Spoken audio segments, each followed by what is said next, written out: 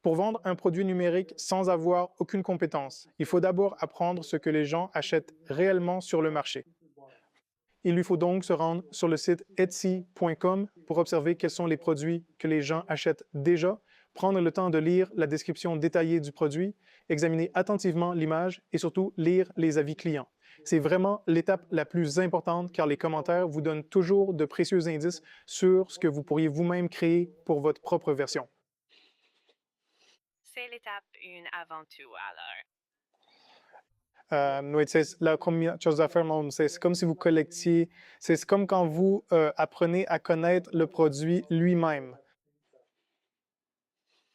OK, où vendre en premier? Etsy, Gumroad ou ailleurs? Je vous recommande d'abord, quand votre produit est prêt, d'essayer de le vendre sur toutes les boutiques, parce qu'aucune d'entre elles ne vous apportera de trafic de toute façon. Mais elles vont vous aider à avoir plus de visibilité, je dirais. Mais à mon avis, vous devez avoir votre propre boutique et c'est là que vous allez amener le trafic vers votre site web. Parce qu'Etsy, ce n'est pas votre boutique.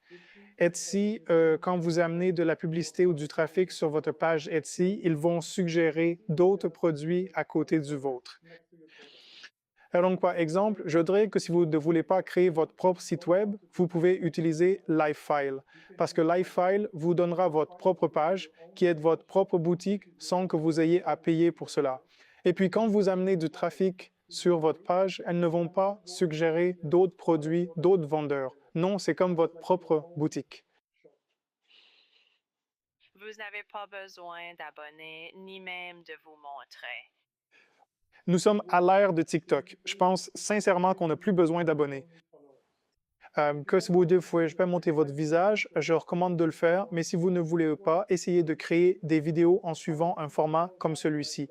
Vous prenez votre téléphone, vous vous enregistrez en train de travailler sur votre iPad, en train de terminer une tâche, disons que vous planifiez un voyage à Tokyo et vous montrez le résultat.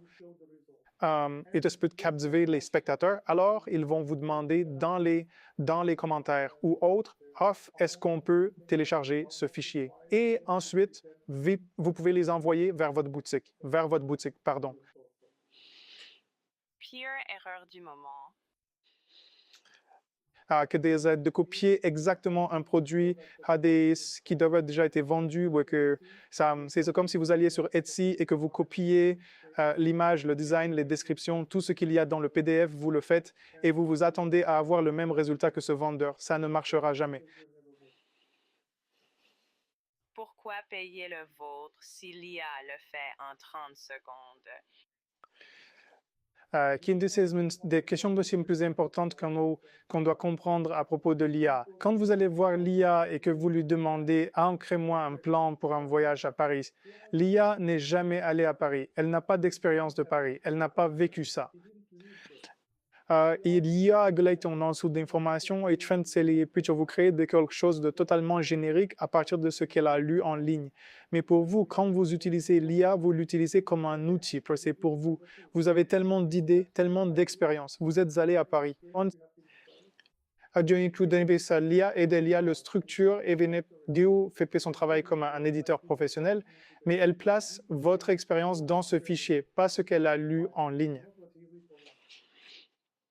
Vous codez depuis des années. Pourquoi ne pas conseiller le SaaS?